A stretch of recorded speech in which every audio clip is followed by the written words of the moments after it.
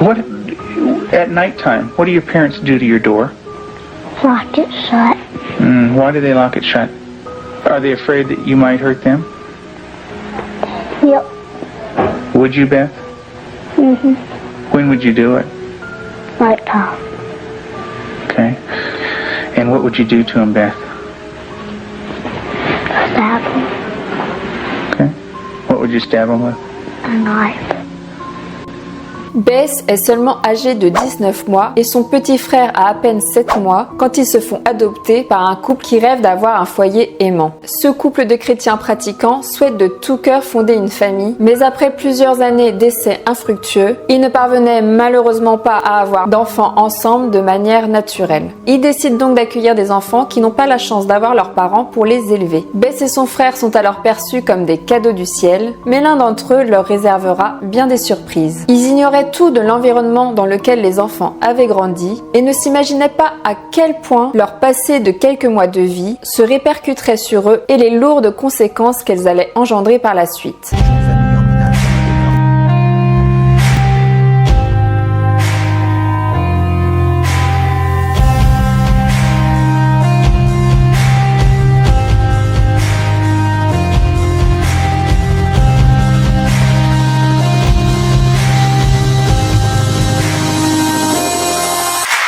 L'aide sociale à l'enfance n'a pas divulgué le passé des deux enfants à leurs parents adoptifs, qui le découvriront bien plus tard. Ils vont apprendre que Bess a perdu sa mère lorsqu'elle était âgée d'1 an seulement. Après cet événement, elle et son frère se seraient retrouvés sous la tutelle de leur père biologique, et c'est là que le véritable calvaire aurait commencé pour eux. Le père violent et alcoolique maltraitait ses enfants, les négligeait, les nourrissait très peu, oubliait d'aller chercher son fils dans son lit lorsqu'il était réveillé, le laissant macérer dans sa couche pleine d'urine durant des heures. Les enfants étaient complètement délaissés et livrés à eux-mêmes. Mais en plus de les négliger, le père abusait sexuellement de sa fille, et ce de manière quotidienne, ce qui a été détecté par les médecins qui ont ensuite alerté les services sociaux de ces abus. C'est au bout de 6 mois qu'une assistante sociale a pris en charge les 2 enfants qui ont pu être adoptés par le couple. Jonathan, le bébé, souffre de retard de développement lié à la négligence qu'il a subie depuis sa naissance. Quant à Bess, dans un premier temps, il n'y a rien de particulier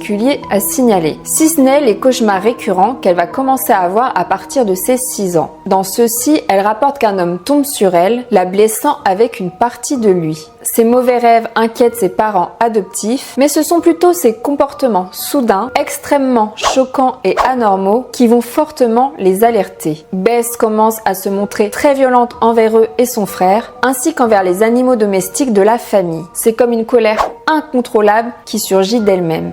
She got baby birds down out of the nest, and we thought maybe she was just curious. So we explained that she could hurt them, put them back, and went through a whole sitting down and talking to her about the problem of it. And the next day we went out to check the baby birds, and they were on the ground dead with their necks broken. But this kind of aggression at our animals, and even at her brother Jonathan, was beginning to grow to such an excess that our life was miserable at home. John would cry in the mornings and say his stomach hurt. For the longest time, we thought maybe this child has some problem with his intestinal area, or maybe he has allergies, and so we're trying to get all that checked out. Come to find out, Beth was coming out of her room and hitting him in the stomach. And so, as a last resort, just to protect him, we had to tie our door shut. So I guess for the last 3 or 4 months now, we've had to tie her in at night. En plus de ça, elle se masturbe de manière compulsive jusqu'au point de se faire saigner. Suite à tous ces événements, ses parents décident de l'emmener voir un psychologue spécialisé dans les enfants victimes d'abus sexuels. Le spécialiste s'est longuement entretenu avec Bess. Tell me about your birth father. What was that nightmare like?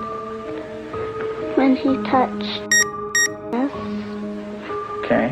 until it bled, hurted a lot until it bled, and wouldn't feed me a lot. He'd hit on me, wouldn't be very nice to me. How old were you? 1. And In your nightmare, what happens? I get real scared. Where are you in the nightmare? What happens in the dream? I'm in the house upstairs. And then what happens, Beth? When he comes upstairs and hurts.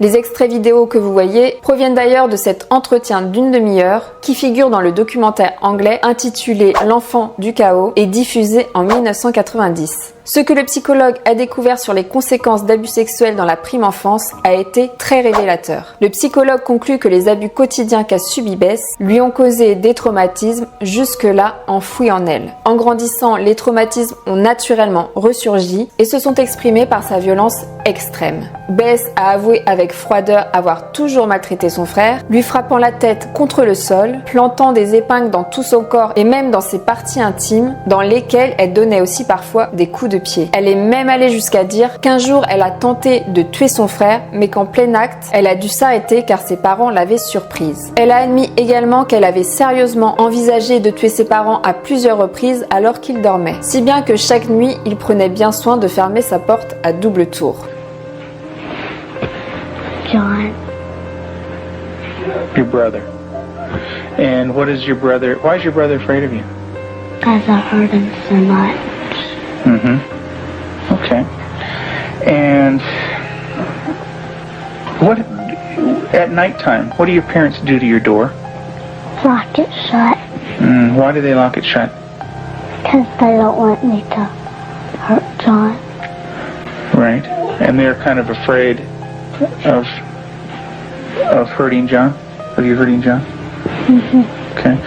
Are they afraid that you might hurt them?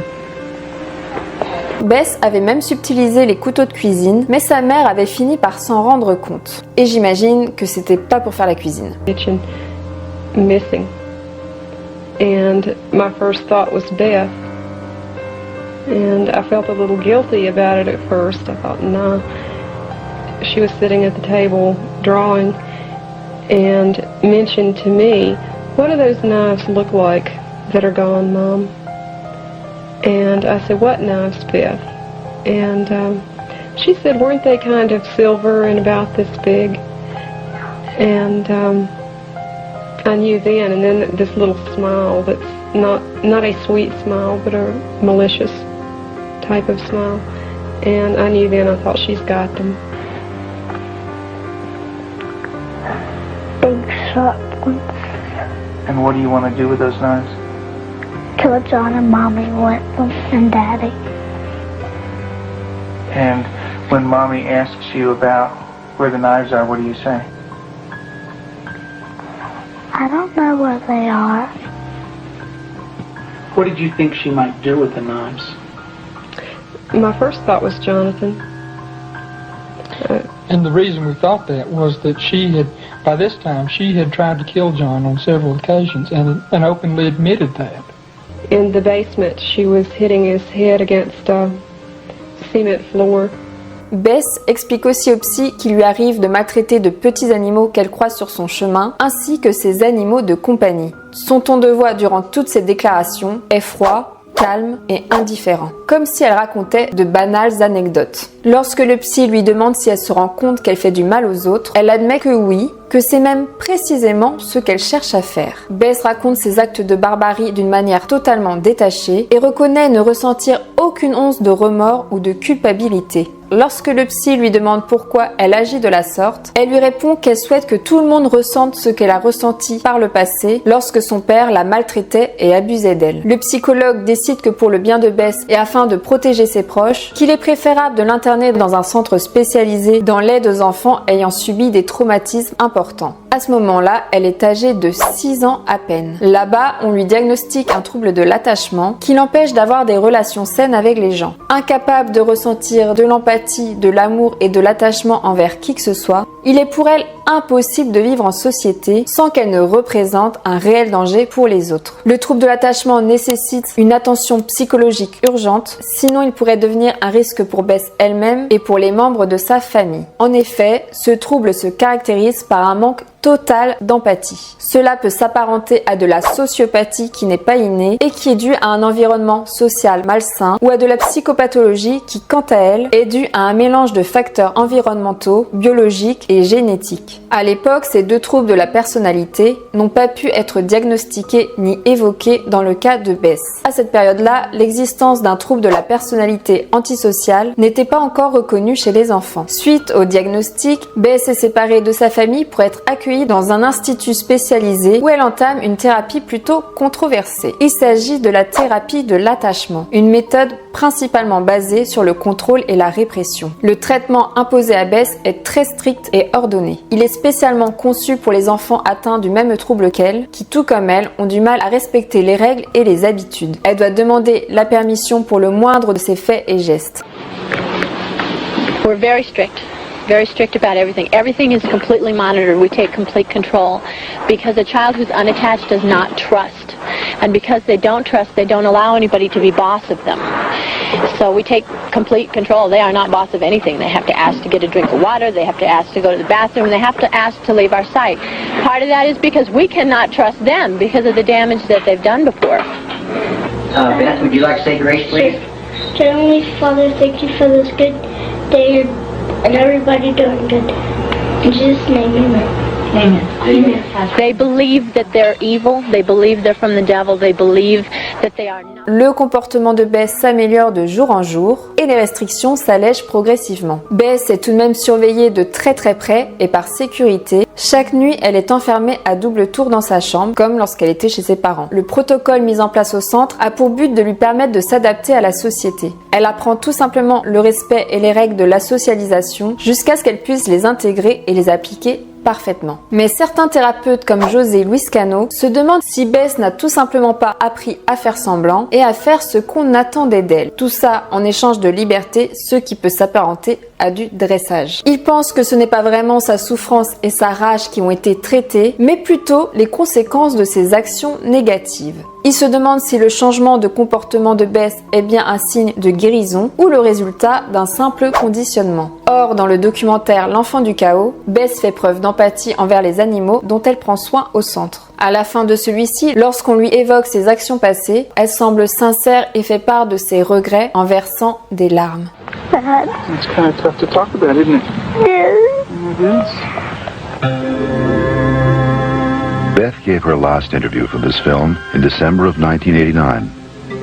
Although she had made progress, she would still need extensive therapy. Au fil du temps, Bess semble avoir enfin pris conscience de la gravité de ses actes et de leurs conséquences. Grâce à la thérapie, Bess a appris à comprendre et à gérer ses émotions négatives, ainsi que son sentiment de colère pour agir de manière saine et adaptée. Elle a été sensibilisée à ses actions, notamment en apprenant à prendre soin des autres et des animaux. Mais elle a aussi gagné en estime d'elle-même, elle est devenue empathique et socialement adaptée. Malgré son lourd passé, Bess est aujourd'hui une femme parfaitement équilibrée et accomplie. Elle fait preuve de résilience et mène désormais une vie simple et paisible.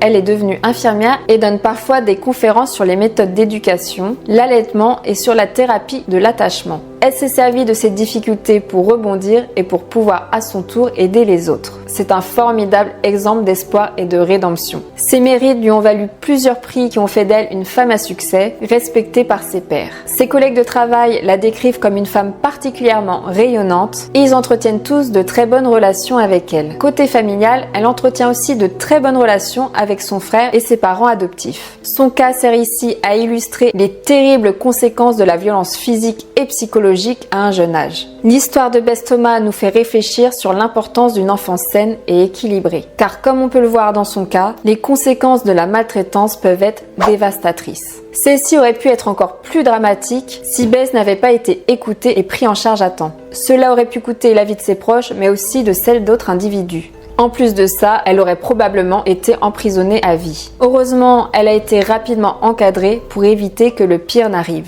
Cela s'est joué de très peu. Cela remet donc sur le tapis la question controversée de la possibilité de la réhabilitation des jeunes enfants et des adolescents qui ont pu commettre l'irréparable. Bien souvent, une seconde chance leur est laissée et pour cela, la justice leur offre une nouvelle identité. Mais la société est-elle prête à faire preuve d'indulgence? Ou faut-il les punir durement car dans certains cas, ils sont allés trop loin en volant une vie qui ne reviendra jamais plus. Les victimes, contrairement à leurs bourreaux, ne recevant pas de deuxième chance. C'est un long débat et j'attends vos avis en commentaire. Dans tous les cas, on découvre avec cette histoire l'efficacité de la psychothérapie qui, même en cas d'extrême gravité, peut malgré tout fonctionner. Le surnom qu'avait donné la presse à scandale à Bess se trouvait finalement être inapproprié car Bess Thomas était bien loin d'être une psychopathe. Au pire des cas, elle aurait pu être diagnostiquée comme sociopathe, un trouble qui se soigne contrairement à celui de la psychopathologie. L'affaire Bess Thomas nous amène aux conclusions suivantes. Tout ce qui nous arrive dans la petite enfance et même in utero nous marque de manière inconsciente et a toujours des répercussions sur notre fonctionnement futur, qu'on le veuille ou non. C'est pour ça qu'un bon développement émotionnel lors des premières années de vie est si important pour notre équilibre psychique. Pour bien grandir, bien évoluer, il faut une base solide et suffisamment de sécurité affective.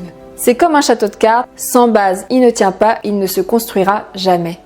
Cela me fait penser à cette expérience qui a été faite au XIIIe siècle sur les bébés d'une pouponnière. Je ne sais pas si vous en avez déjà entendu parler, mais elle est assez incroyable. À cette époque, le roi Frédéric II, qui parlait 9 langues, voulut faire un test pour savoir quelle était la langue originelle de l'être humain. Au sein d'un orphelinat, il demanda aux nourrices de s'occuper de 6 bébés sans jamais leur parler. Les nourrissons recevaient tous les soins vitaux nécessaires. Ils étaient nourris, lavés, endormis, bercés, mais sans aucun contact verbal ni visuel. Le résultat de l'expérience n'était pas du tout celui attendu, car au bout du compte, aucun son ne sortait de la bouche des bébés qui s'étaient complètement renfermés sur eux-mêmes, au point qu'ils se sont laissés dépérir pour finir par tous mourir. Cela prouve bien que dès le plus jeune âge, les êtres humains ont besoin d'être considérés et communiqués pour survivre. Les récentes recherches montrent que les signes d'affection durant les premiers mois de la vie altèrent les taux de vasopressine et d'ocytocine, 2 hormones au centre des comportements sociaux.